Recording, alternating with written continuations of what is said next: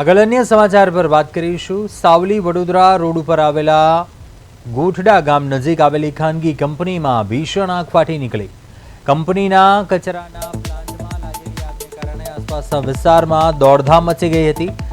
આગને કારણે નીકળતા કાળા ધુમાડાના ગોટે ગોટા કિલોમીટર દૂરથી પણ સ્પષ્ટ દેખાતા હતા। જે ઘટના બાદ સ્થાનિક લોકોમાં ભારે રોષ જોવા મળ્યો છે।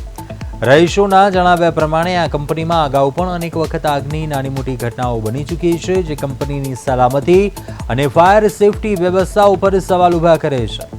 વારંવાર બનતી આવી ઘટનાઓ માટે કંપનીની બેદરકારી જવાબદાર હોવાના આક્ષેપ થઈ રહ્યા છે। સ્થાનિકોએ આશંકા વ્યક્ત કરી છે કે જો આવી બેદરકારી ચાલુ રહેશે તો ભવિષ્યમાં કોઈ મોટી દુર્ઘટના સર્જાઈ શકે છે। हाल आग लगवा पाछळનું સચોટ કારણ હજુ સ્પષ્ટ થઈ શક્યું નથી, પરંતુ તંત્ર દ્વારા આ મામલે તપાસ હાથ ધરવામાં આવે તેવી માંગ ઉઠી રહી છે।